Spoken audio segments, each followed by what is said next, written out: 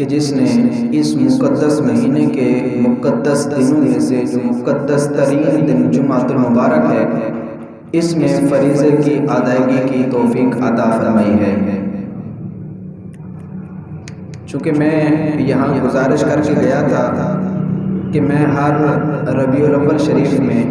تقریباً حاضر ہوا کروں گا، لیکن کسی مجبوری کی وجہ سے نہ آ سکا،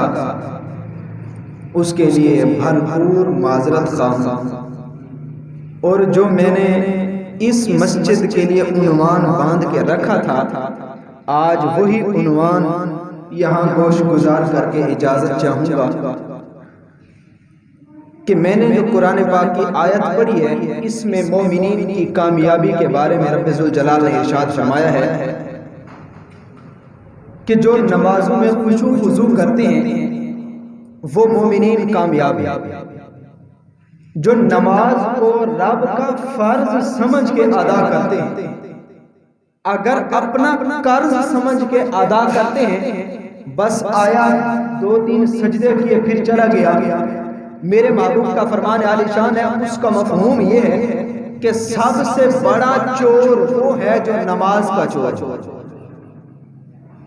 کہ رکوع کریں سردی کی راتیں بستر سے اٹھ کے مسجد میں جا نہ سکے اقبال، اور یہ خواہش رکھتے ہیں قبر سے اٹھ کر جنت جانے کی کہ ہم بستر نہیں چھوڑ سکتے، نماز کے لیے اپنے بستر کو پیارا کرتے ہیں، رب کے فریضے سے آگے سمجھتے ہیں، اور خواہش یہ رکھتے ہیں کہ قبر سے اٹھ کر سیدھا جنت جائیں۔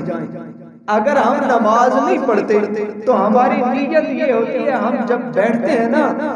کسی فوتگی پہ، خوشی غمی پہ، تو یہ دعا مانگتے ہیں، خواہش کرتے ہیں مالک جب موت دے تو ہمارا سر سجدے میں ہو،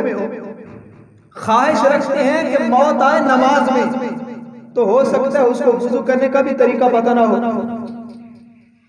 یہ خواہشات صبح اٹھ کے جو نمازی ہیں، جو نماز پڑھنے کے لیے یہاں حاضر ہوتے ہیں، تو مساجد کا حال تو آپ کی آنکھوں کے سامنے ہے۔ بندہ صبح 4 بجے 5 بجے اتنی سردی میں اٹھ کے وضو کرے، اور وضو کا صحیح معنی طریقہ بھی نہ آتا ہو، وہ مسجد میں آئے نماز پڑھے، نماز پڑھنے کا بھی طریقہ نہ آتا ہو، تو الٹا وہ مسجد میں آ کے یہ اٹھنا، وضو کرنا، نماز پڑھنا، سردی میں چل پھر کے آنا، ثواب کی بجائے گناہ کما کے جائے تو کیا فائدہ ہوا؟ تو یہ چند دن کی زندگی ہے، پتہ نہیں ہے ہم یہاں سے اٹھیں گھر تک صحیح سلامت پہنچیں یا نہ پہنچیں، لاکھوں کی، کروڑوں کی، اربوں کی آمدنی ہے، لیکن ایک پل کی خبر نہیں ہے، ایک لمحے کی بھی خبر نہیں ہے۔ ہم کہتے ہیں ہم اتنا اکٹھا کر کے جائیں کہ ہماری 7 نسلیں کھا لیں، ہم یہ نہیں سوچتے کہ ہم اتنا کر کے جائیں کہ 7 نسلیں اس ثواب کے بدلے 7 کی 7 نسلیں رب ذوالجلال اس ایک نیکی کے سبب موافق دیں۔ ہم یہ اکٹھا کرنا چاہیے کہ 7 نسلیں ایسی نیکی کر کے جائیں کہ 7 نسلیں بخشی جائیں، اور یہ اکٹھا کر کے نہ جائیں کہ 7 نسلیں ہو سکتا ہے وہ رزق حرام ہو، وہ اکٹھا کر کے لوگوں کو دے کے جائیں، وہ 7 نسلیں کھاتی رہیں، وہ ایک بندے کی وجہ سے ساری کی ساری جہنم میں ہوں۔ یہ حق میں ہے، یہ حق میں ہے کہ ایسی نیکی کر کے جائیں کہ 7 نسلیں رب ذوالجلال بغیر حساب کے جنت میں داخل فرما دیں، کہ وہ ہم یہاں امتی ہیں،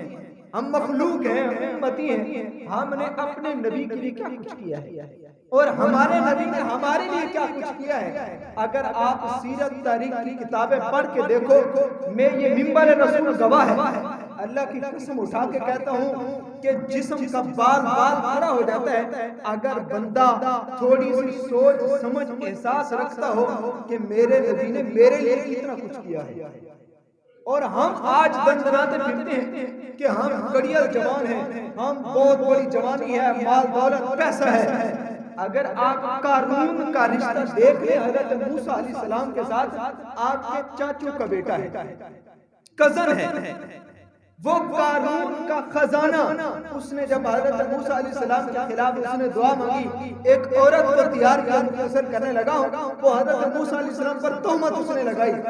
کہ حضرت موسیٰ علیہ السلام کا میرے ساتھ غلط تعلق ہے۔ حضرت موسیٰ علیہ السلام کو جب جلال آیا تو آپ نے رب سے دعا مانگی اس کے غرق ہونے کی، تو اس کے سارے حواری کہنے لگے، اس کے سارے مرید کہنے لگے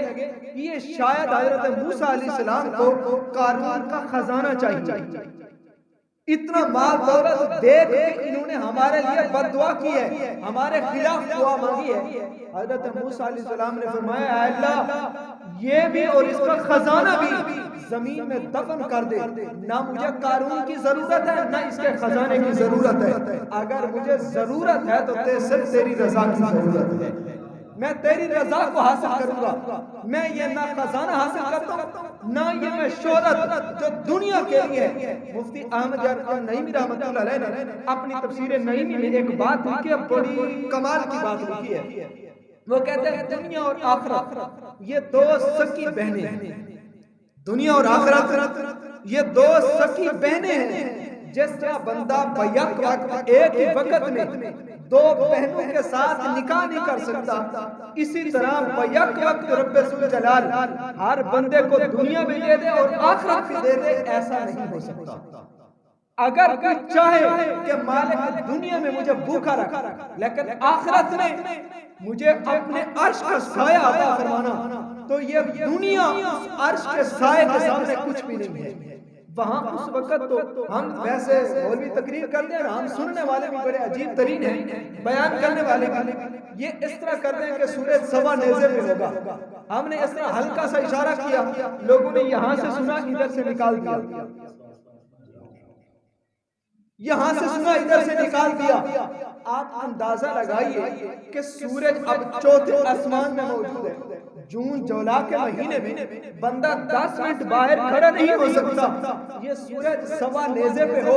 تو وہ بندے کو ساری کائنات کے سامنے جب بلایا جائے گا، اس کا نامہ اعمال اس کو دکھایا جائے گا کہ یہ تیرا نامہ اعمال ہے، اس کو دیکھ، اس کے اندر کوئی نیکی ہے کہ نہیں، وہ دیکھے گا، کہے گا مالک اس دفتر میں کوئی نیکی نہیں، فلاں دفتر میں کوئی نیکی نہیں۔ عجب سی بات ہے، رب ذوالجلال نے سارے نامہ اعمال دکھا کے بندے کو فرمائے گا کہ جا میں نے تجھے جنت میں داخلہ تمہارے لیے کر دیا ہے کہ تو جنت میں داخل ہو جائے، تیرے لیے میں نے ضمانت دے دی ہے۔ وہ بندہ یہ کہے گا کہ مالک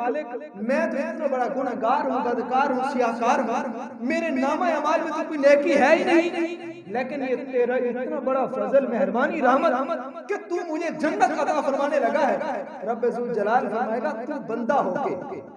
بات سننے والی ہے، تو بندہ ہو کے، تو مخلوق میں سے ادنا ترین بندہ ہو کے، تیرا دل اتنا لوگوں کے لیے رحمت ہے کہ تو ان کے عیبوں کو چھپاتا تھا دنیا میں رہ کے۔ میں تو عرش کا مالک ہوں، مجھے تو لوگ ارحم الراحمین کہتے ہیں، مجھے تو لوگ غفور الرحیم کہتے ہیں، میں تیری رحمت کو دیکھا یا اپنی رحمت کو دیکھا؟ دنیا میں تو لوگوں کے عیب چھپاتا تھا، آج ساری کائنات کے سامنے میں تیرے گناہوں پہ رحمت کی چادر ڈال کے تجھے جنت عطا فرمانے لگا کہ یہ دیکھو کہ یہ صرف ادنا سا نیکی ہے۔ ہم تو تلاش کرتے ہیں، خریدتے ہیں، ڈھونڈتے ہیں، تلاش کرتے ہیں کہ فلاں بندے کا عیب ملے، میں لوگوں کے سامنے اس کو ذلیل کروں۔ ہم تو یہ مخلوق میں سے ہمارے سامنے اتنے گناہ ہیں کہ ہم برداشت نہیں کر سکتے، کسی کے ایک دن کا برابر گناہ کو برداشت نہیں کر سکتے۔ ہم جو روز مرہ رب ذوالجلال کے سامنے کتنے گناہ کرتے ہیں۔ حاضر و ناظر نور و بشر غیب کو چھوڑو، شکر کر وہ تو تیرے عیبوں کو بھی چھپائے ہوئے ہیں، کہ یہ تو شکر کیوں نہیں ادا کرتا کہ رب ذوالجلال نے تیرے عیبوں پہ پردہ ڈال کے رکھا ہے۔ یہ تو میرے محبوب کی رحمت للعالمین کا صدقہ ہے کہ آج ہماری شکلیں نہیں بگڑی، یہ دروازے پہ لکھا نہیں گیا، یہ ماتھے بھی لکھا نہیں گیا کہ آج اس میں فلاں گناہ کر کے آیا ہے۔ ہم جب گھر میں داخل ہوتے ہیں، یہ گھر سے باہر نکلتے ہیں۔ وہ افغانستان کی مجھے ایک بات یاد آ گئی، کہتے ہیں کہ ان کا ایک ویڈیو دکھائی گئی، کہتے ہیں کہ ایک ان کے پولیس والے نے، موٹر پہ پولیس جو تھی وہ روڈ پہ کھڑی تھی، ایک گاڑی کو روکا، گاڑی والے نے روک کے کہا کہ شاید اس نے کاغذ مانگنے ہوں گے، اس نے کاغذ دکھائے، لائسنس دکھایا، اس نے کہا یہ کاغذ مجھے نہیں چاہیے سفر کے لیے، بلکہ مجھے کچھ سفر کی دعا سنا، حادثے سے تجھے یہ کاغذ نہیں بچائیں گے بلکہ حادثے سے تجھے میرے محبوب کی بتائی ہوئی دعا بچائے، کہ گھر سے باہر نکلتے ہوئے یا گھر میں داخل ہوتے ہوئے آئینہ دیکھتے ہوئے لباس پہنتے ہوئے المسلم من سلم المسلمون من لسانہ و یدہ، میرے محبوب کا فرمان عالی شان ہے کہ کامل مسلمان مومن وہ ہے جس کی زبان جس کے ہاتھ سے دوسرا مسلمان سلامت رہے۔